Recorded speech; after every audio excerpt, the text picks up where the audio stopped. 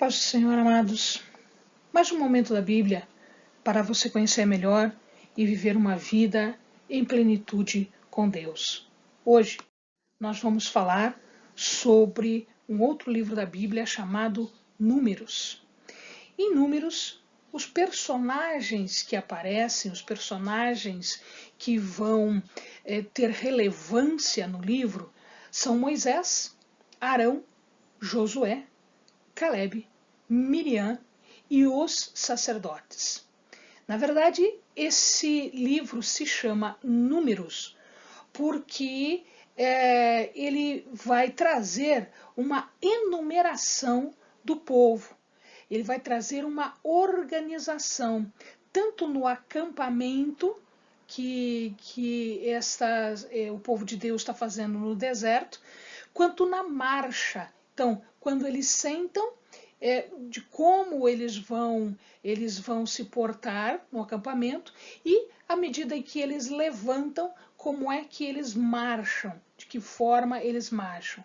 Tanto assentar-se num local, quanto o levantar-se para marchar, são determinados por Deus. Então, Deus dá a ordem para que eles se assentem, fiquem durante um tempo e para que eles se levantem e andem em marcha pelo deserto. O esboço aqui, na verdade, ele é constituído destas partes que o amado está vendo. Então, ele fala sobre o acampamento, sobre a marcha, como é que ela deve ser feita, quem vai primeiro, quem fica, onde fica. Né? Ele trata também de algumas questões como a peregrinação propriamente dita e as murmurações do povo. Então aqui nós começamos a ver já algumas alterações no modo de encarar o deserto. Tá?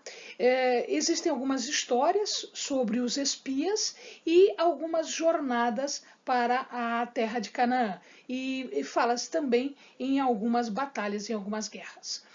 E nesta parte, em Números, que morre Arão, que foi o primeiro sumo sacerdote, e que morre Miriam, que é a irmã também de Moisés. Tá?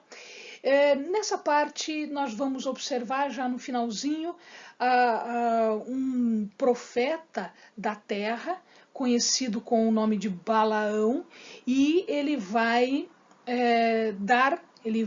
emitir 4 profecias. Na verdade, são 3 profecias e a palavra final de Balaão. E como é que Deus transforma isso tudo? Tá?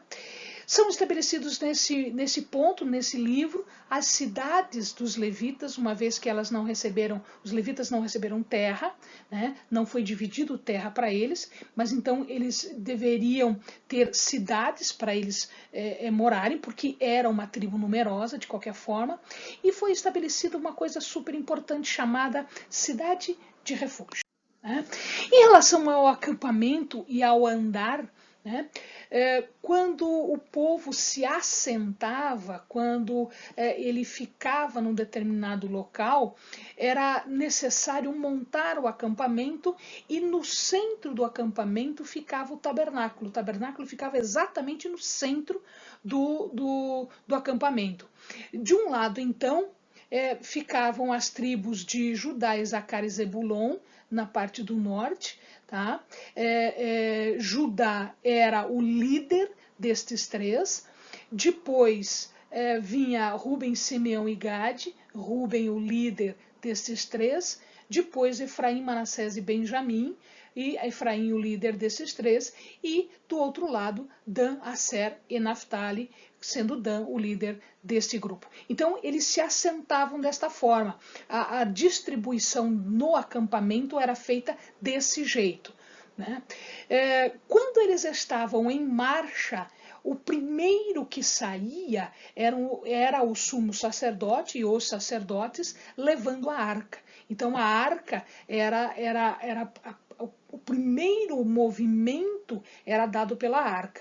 Então eram eles que levavam a arca na frente, eles começavam a marchar e daí vinha em ordem, conforme a gente foi dizendo para vocês, iriam marchando Judá, Issacar e Zebulon, depois vinha as peças do tabernáculo, que enquanto isso eles já desmontavam, então havia as peças do tabernáculo, Ruben, Simeão e Gade, e depois vinha a mobília do tabernáculo.